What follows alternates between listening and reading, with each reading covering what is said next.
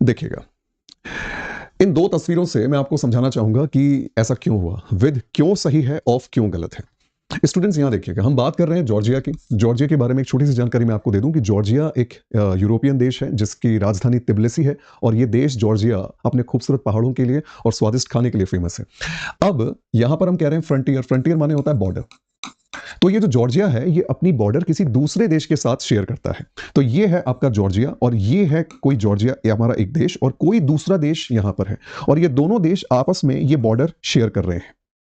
अब ये border share कर रहे हैं, तो जब दो देश आपस में कोई बॉर्डर शेयर करते हैं तब ऐसे में ऑफ नहीं आता, ऐसे में आता है, हमारा सेंटेंस यहां शुरू होता है शी से और खत्म होता है लॉट पर। यहां पर दो एक्शंस हो रहे हैं, एक इंग्लिश को पढ़ने का और एक इंग्लिश को इंप्रूव करने का, और ये दोनों ही एक्टिविटीज के लिए एक एक हेल्पिंग वर्ब यहां पर वॉज है और एक यहां हैज है, और ये दोनों हेल्पिंग वर्ब्स शी के लिए आ रही है। मैंने जैसा कि कहा कि एक सेंटेंस में अगर एक ही सब्जेक्ट है तो उसके लिए बैक टू बैक हम दो हेल्पिंग वर्ब्स और मेन वर्ब्स का इस्तेमाल नहीं कर सकते। अगर यहां ऐसा हो रहा है तो यह सेंटेंस गलत हुआ। अब इसको सही करने के लिए हम क्या करेंगे, जो थे वो गायब हो गए थे शुक्रवार रात, तो ये हमारे बोलने से पहले ये घटना हो चुकी है। अब ये घटना हमारे बोलने से पहले, हमारी रिपोर्ट करने से पहले अगर घट चुकी है, हो चुकी है, तो इसका मतलब वर यहां पर पास्ट हेल्पिंग वर्ब को दिखाता है, इसीलिए यहां पर हेल्पिंग वर्ब आएगा वर, क्योंकि घटना पास्ट की है।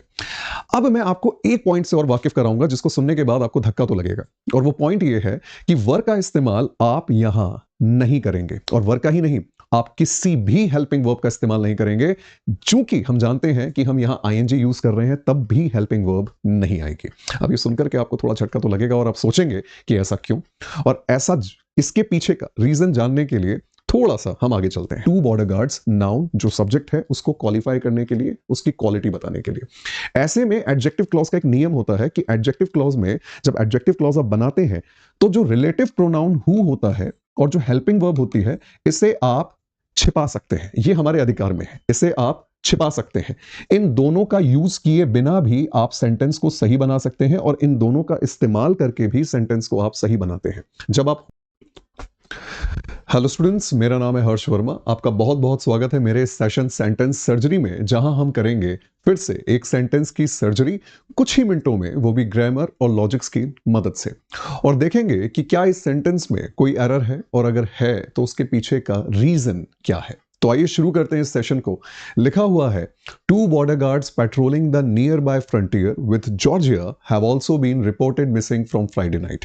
इसका मतलब समझिएगा, दो सीमा रक्षक जो जॉर्जिया की नजदीकी सीमा के पास गश्त कर रहे थे, पेट्रोलिंग कर रहे थे, वो शुक्रवार रात से गायब हैं और उनकी रिपोर्ट दर्ज करा दी गई है। अब मैंने इस सेंटेंस का हिंदी अर्थ भी आपको समझाया। इस सेंटेंस को मैंने चार भागों में बांटा है, मींस इसके चार मैंने ऑप्शंस बनाए हैं, जिसमें से तीन में एरर हो सकता है, किसी एक में एरर हो सकता है, और अगर एरर नहीं है तो फिर आपका जवाब होना चाहिए नो एरर। तो आइए शुरू करते हैं अपने ऑप्शन नंबर 1 से। क्या ऑप्शन नंबर 1 में एरर है? चलिए पता करते हैं। लिखा हुआ है two border guards patrolling. Students, जब भी हम ये आईएनजी देखते हैं ना, तो हमारे मन में एक चीज तो जरूर आती होगी कि आईएनजी वाली जो वर्ब्स होती हैं, जिसे हम कहते हैं वर्ब की फोर्थ फॉर्म, जैसे कि गो के लिए गोइंग बोलना, टेक के लिए टेकिंग बोलना, आस्क के लिए आस्किंग बोलना, कम के लिए कमिंग बोलना, I am going, he is coming, he is asking, I am talking. आपने इन सारे सेंटेंसेस में एक चीज नोट की होगी कि जब कभी भी हम आईएनजी वर्ब यूज करते हैं तो उसके पहले हमेशा एक हेल्पिंग वर्ब होती है। आइए देखते हैं, अगर आपको मेरी बात ना समझ में आई हो तो शायद देख करके ये बात आपको जल्दी समझ में आए। ये तीनों ही सेंटेंसेस कॉन्टिन्यूअस टेंस में है, और कॉन्टिन्यूअस टेंस में जब भी हम आईएनजी वर्ब का इस्तेमाल करते हैं, आईएनजी फॉर्म का इस्तेमाल करते हैं, या यूं कह लीजिए वर्ब की फोर्थ फॉर्म का इस्तेमाल करते हैं, तो हमेशा उसके पहले आपको हेल्पिंग वर्ब्स नजर आती हैं, और वो हेल्पिंग वर्ब्स कुछ ये होती हैं, is, am, are, was, were, will be. इन हेल्पिंग वर्ब्स के आने के बाद अगर आपको वर्ब की कोई फॉर्म यूज करनी हो तो वो आईएनजी फॉर्म होती है। अब आईएनजी फॉर्म इस वर्ब की वजह से आ रही है, और ये जो वर्ब है वो इस सब्जेक्ट रोहन की वजह से आ रहा है। रोहन एक सब्जेक्ट है, अगर रोहन सब्जेक्ट सिंगुलर है तो वर्ब भी सिंगुलर होगी, और हेल्पिंग वर्ब के अकॉर्डिंग आईएनजी फॉर्म आ रही है। अगले सेंटेंस को देखें, यहां पर हमारा सब्जेक्ट क्या है? प्लूरल है, और प्लूरल सब्जेक्ट के अकॉर्डिंग हमारी वर्ब भी प्लूरल है जो कि प्लूरल हेल्पिंग वर्ब है, और जब भी आर हमारी हेल्पिंग वर्ब होती है तो उसके बाद हम वर्ब की फोर्थ फॉर्म यूज करके कॉन्टिन्यूअस टेंस बनाते हैं, वो भी एक्टिव वॉइस में। अब यहां से आपने एक आइडिया लगाया कि आईएनजी वर्ब्स का इस्तेमाल जब भी किया जाता है तो आप हमेशा उसके पहले हेल्पिंग वर्ब का यूज करते हैं। जैसे यहां पर आईएनजी फॉर्म का इस्तेमाल किया गया तो हमारी हेल्पिंग विल भी थी। उसी तरीके से ऑप्शन नंबर 1 में भी आप यही पाएंगे कि आईएनजी तो है, ये वर्ब की फोर्थ फॉर्म तो है, लेकिन ये वर्ब की फोर्थ फॉर्म के पहले हेल्पिंग वर्ब नहीं है। तो यहां पर हेल्पिंग वर्ब हम लिखेंगे वर।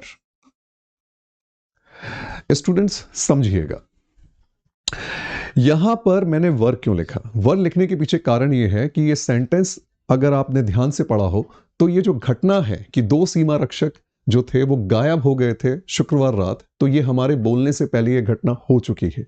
अब ये घटना हमारे बोलने से पहले, हमारे रिपोर्ट करने से पहले अगर घट चुकी है, हो चुकी है, तो इसका मतलब वर यहां पर पास्ट हेल्पिंग वर्ब को दिखाता है, इसीलिए यहां पर हेल्पिंग वर्ब आएगा वर, क्योंकि घटना पास्ट की है। अब मैं आपको एक पॉइंट से और वाकिफ कराऊंगा जिसको सुनने के बाद आपको धक्का तो लगेगा, और वो पॉइंट ये है कि वर का इस्तेमाल आप यहां नहीं करेंगे, और वर का ही नहीं, आप किसी भी हेल्पिंग वर्ब का इस्तेमाल नहीं करेंगे। चूंकि हम जानते हैं कि हम यहां आईएनजी यूज कर रहे हैं, तब भी हेल्पिंग वर्ब नहीं आएगी। अब ये सुनकर के आपको थोड़ा झटका तो लगेगा और आप सोचेंगे कि ऐसा क्यों, और ऐसा इसके पीछे का रीजन जानने के लिए थोड़ा सा हम आगे चलते हैं। जरा देखिएगा स्टूडेंट्स, थोड़ा ध्यान से देखिएगा। अगर ये सेंटेंस हमारा इतना होता, अगर सेंटेंस फ्राइडे नाइट तक नहीं जाता, सेंटेंस 2 बॉर्डर से शुरू होकर जॉर्जिया पर खत्म हो जाता, तो हम बेशक वर का इस्तेमाल कर सकते थे और ये सही था। ऐसा क्यों? ऐसा इसीलिए होता है स्टूडेंट्स, क्योंकि एक सेंटेंस में आप एक ही हेल्पिंग वर्ब का इस्तेमाल कर सकते हैं। इस कारण से ये सेंटेंस सही है और ये सेंटेंस गलत है, क्योंकि यहां आप दो हेल्पिंग वर्ब का इस्तेमाल नहीं कर सकते। देखिएगा, एक हेल्पिंग वर्ब हमारी हैव है, और अगर हमने यहां वर लगा दिया, अगर हमने यहां वर लगा दिया, तो एक ही सेंटेंस में 2 हेल्पिंग वर्ब्स हो जाएंगी एक ही सब्जेक्ट के लिए, जो गलत होता है। ऐसा हम नहीं कर सकते। इसको समझते हैं कुछ एग्जाम्पल्स के साथ। कुछ एग्जाम्पल्स आप देखिएगा। हमारा सेंटेंस यहां शुरू होता है शी से और खत्म होता है लॉट पर। यहां पर 2 एक्शंस हो रहे हैं, एक इंग्लिश को पढ़ने का और एक इंग्लिश को इंप्रूव करने का, और ये दोनों ही एक्टिविटीज के लिए एक एक हेल्पिंग वर्ब यहां पर वॉज है और एक यहां हैज है, और ये दोनों हेल्पिंग वर्ब्स शी के लिए आ रही है। मैंने जैसा कि कहा कि एक सेंटेंस में अगर एक ही सब्जेक्ट है तो उसके लिए बैक टू बैक हम 2 हेल्पिंग वर्ब्स और मेन वर्ब्स का इस्तेमाल नहीं कर सकते। अगर यहां ऐसा हो रहा है तो यह सेंटेंस गलत हुआ। अब इसको सही करने के लिए हम क्या करेंगे, या कॉमा लगा के किसी कंजंक्शन का इस्तेमाल करेंगे। कंजंक्शन का इस्तेमाल करने के बाद इस हेल्पिंग वर्ब को हमने शी दे दिया और दोबारा इस हेल्पिंग वर्ब को हमने शी दे दिया। ऐसा करके हम सेंटेंस को गलत से सही बना सकते हैं।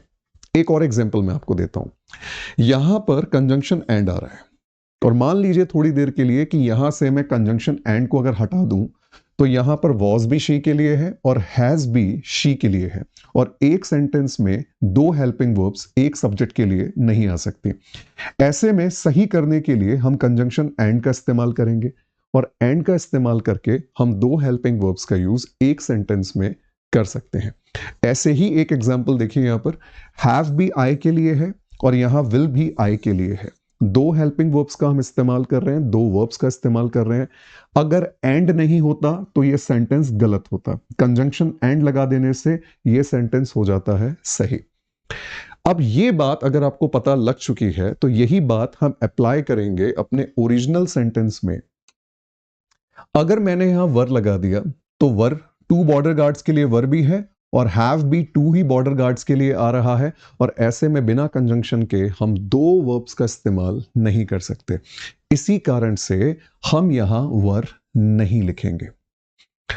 अब आप कहेंगे कि सर वर नहीं लिखेंगे तो ये आईएनजी बिना हेल्पिंग वर्ब के आ क्यों रहा है, इसका मतलब आप थोड़ा समझाइए। अब मैं आपको इसका मतलब और डेप्थ में सिखाता हूं, थोड़ा सा टेक्निकल जरूर होगा लेकिन ये आपके लिए सही है और आपकी ग्रामेटिकल कॉन्सेप्ट और ग्रामेटिकल नॉलेज के लिए ये बहुत जरूरी है। थोड़ा टेक्निकल टर्म है, जरा ध्यान से सुनिएगा। यहां पर अगर आप वर का इस्तेमाल करना ही चाहते हैं तो आप यहां पर हु का इस्तेमाल करिए। हु का इस्तेमाल करने से यह होगा कि जब आप गार्ड्स के बाद हु लिख देंगे तो हु से लेके जॉर्जिया तक का जो सेंटेंस होगा यह बन जाएगी एक क्लॉज और इसका नाम होगा एडजेक्टिव क्लॉज।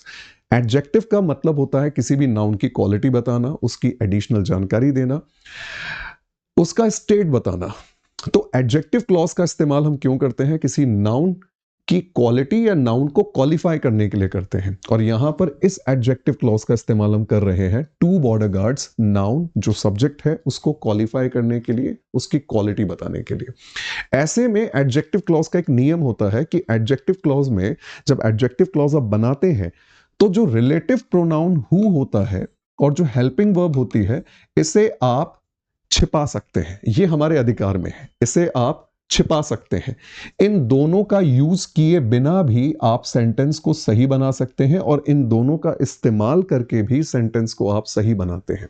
जब आप हु और वर को छिपा देते हैं तो ये एडजेक्टिव क्लॉज से बन जाता है रिड्यूस्ड एडजेक्टिव क्लॉज।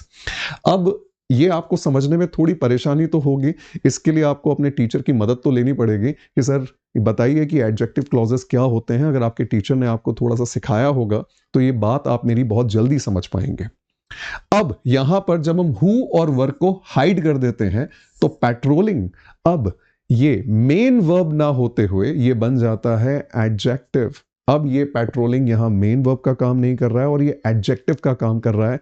ऐसे में हम इसके पहले हु वर लगा भी सकते हैं और नहीं भी लगा सकते हैं। तो ये था इसका रीजन। इस कारण से यहां बिना वर के भी ये सही है। तो हमारे पहले ऑप्शन में कोई भी एरर नहीं है। अब अगला पॉइंट जरा समझिएगा।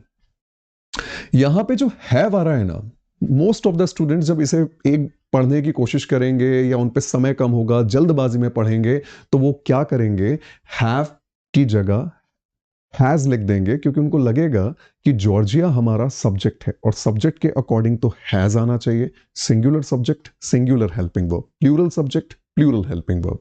अब जॉर्जिया हमारा सिंगुलर सब्जेक्ट नहीं है, ना ही ये प्लूरल सब्जेक्ट है, बल्कि ये ऑब्जेक्ट है। ये ऑब्जेक्ट किसका है? ये ऑब्जेक्ट है प्रीपोजिशन विद का। प्रीपोजिशन की वजह से जॉर्जिया आप सब्जेक्ट नहीं रह गया बल्कि ये बन गया ऑब्जेक्ट। और कभी भी हमारी हेल्पिंग वर्ब ऑब्जेक्ट के अकॉर्डिंग नहीं आती, तो ये हेल्पिंग वर्ब है तो इसका एक सब्जेक्ट भी होगा। जैसे अगर आप इन सेंटेंस में देखें तो अगर हेल्पिंग वर्ब इज है तो इसका सब्जेक्ट रोहन है, अगर हेल्पिंग वर्ब आर है तो सब्जेक्ट रोहन एंड सोहन है, हेल्पिंग वर्ब विल है तो यहां पर हमारा सब्जेक्ट रोहन है। ऐसे ही यहां पर अगर हेल्पिंग वर्ब हैव है तो इसका सब्जेक्ट कौन होगा? Two border guards. और ये हमारा एक प्लूरल सब्जेक्ट है जिस वजह से यहां पर क्या आ रही है? Plural helping verb. तो ये बात भी मैंने आपको क्लियर की। अब बात करते हैं स्टूडेंट्स अपने सेकंड ऑप्शन की। जो सेकंड ऑप्शन है वो है the nearby frontier with Georgia have also. क्या इसमें कोई गलती है? इसमें गलती तब होगी जब आप इसकी हिंदी करेंगे, बेइज्जती नहीं, आप इसको हिंदी में कन्वर्ट करेंगे। और वो कन्वर्ट कैसे करेंगे? जॉर्जिया की नजदीकी सीमा के पास। जब आप कहेंगे कि जॉर्जिया की नजदीकी सीमा के पास तो आपके जबान पर एक वर्ड आएगा हिंदी में, वो है का या की। अब जब की बोलेंगे तो आपके दिमाग में आएगा तो विद क्यों आएगा? तब तो ऑफ आना चाहिए। तो आपने जब इसे हिंदी में कन्वर्ट किया तो आपकी जबान पर हिंदी वर्ड आया ऑफ और आपने उसके अकॉर्डिंग यूज किया ऑफ। का आया हिंदी में, आपने यूज किया ऑफ। अब जैसे ही आप ये करेंगे और उसको टिक करेंगे और उसको एरर मानेंगे, वैसे ही आपका एक नंबर कट हो जाएगा। क्यों हो जाएगा? जरा इसके पीछे का रीजन समझिए।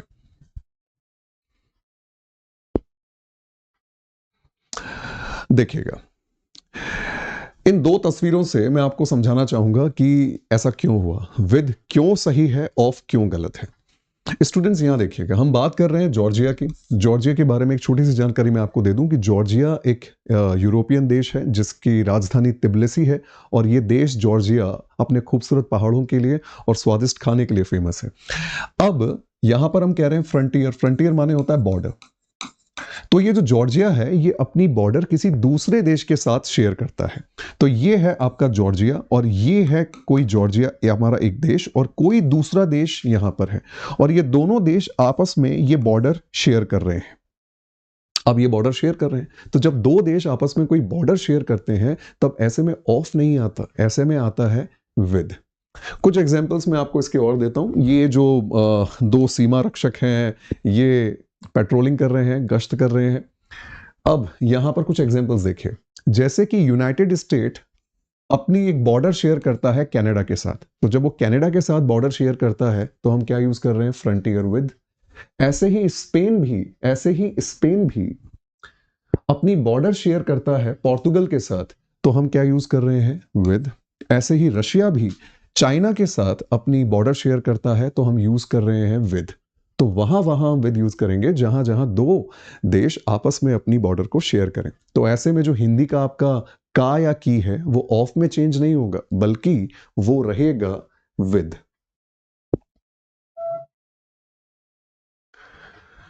तो आपने इसके पीछे का लॉजिक समझा। तो यहां पर भी कोई एरर नहीं है, बल्कि ऑफ लगाना ही गलत होगा। कि हिंदी में सही हो सकता है, लेकिन इंग्लिश में उसके लिए आप विद ही कहेंगे। तो ऑप्शन नंबर 2 में भी कोई गलती नहीं है। और क्यों नहीं है, इसका रीजन मैंने आपको अच्छे से समझा दिया है। अब बात करते हैं कि क्या हमारा आंसर नो एरर है, लेकिन नो एरर पे पहुंचने से पहले हम बात करेंगे ऑप्शन नंबर 4 की, क्या इसमें कोई एरर है। अब जरा समझिएगा, अगर आप इस वर्ब फ्रेज को देखें, ये देखिए हैव ऑल्सो बीन, तो मैं आपको एक छोटा सा पॉइंट क्लियर करूंगा कि हैव के बाद जब आप वर्ब की थर्ड फॉर्म यूज करते हैं तो इसे कहते हैं कि ये जो वर्ब है वो एक्टिव फॉर्म में है, ये एक्टिव वॉइस है। लेकिन अगर हैव के बाद आप बीन यूज करते हैं और वर्ब की थर्ड फॉर्म यूज करते हैं तो इसका मतलब ये हुआ कि ये पैसिव वॉइस है। इसका मतलब अगर परफेक्ट टेंस की बात करें तो परफेक्ट टेंस में आप एक्टिव वॉइस भी बनाते हैं तो पैसिव भी बनाते हैं। तो ये पैसिव वॉइस बनाने का तरीका होता है कि हैव और V3 के बीच में बीन लगा दीजिए और एक्टिव में बीन को हटा दीजिए। पैसिव वॉइस का मतलब तो आप जानते ही होंगे कि कोई भी एक्शन सब्जेक्ट पे किया जाता है, ना कि कोई एक्शन सब्जेक्ट करता है। ये बेसिक नॉलेज मैं मान के चलता हूं कि आपको होगी। ओके, तो ज्यादा डेप्थ में अभी नहीं जाएंगे कि पैसिव वॉइस क्या होता है, जाएंगे तो वीडियो काफी लेंदी हो जाएगा और सेंटेंस की हमें सर्जरी करनी है। तो कुछ बेसिक चीजें मैं ये मान के चलता हूं कि आपको आती होंगी और आपको समझने में उस वजह से आसानी भी होगी। अब यहां पर देखिए, हैव के बाद हम बीन लगा रहे हैं, बिल्कुल बीन सही है, और बीन के बाद वर्ब की थर्ड फॉर्म आती है, बिल्कुल यहां पर थर्ड फॉर्म सही है। मिसिंग फ्रॉम फ्राइडे नाइट, यहां देखने में तो लगता है कि कोई गलती नहीं है। फ्राइडे नाइट मतलब शुक्रवार रात से वो गायब है। अब मैं आपको यहां बताऊं कि जो हिंदी में आपका से है उसके अकॉर्डिंग फ्रॉम आना चाहिए, लेकिन यहां फ्रॉम नहीं आएगा, यहां फ्रॉम नहीं आएगा, बल्कि यहां पर हम यूज करेंगे सिंस का।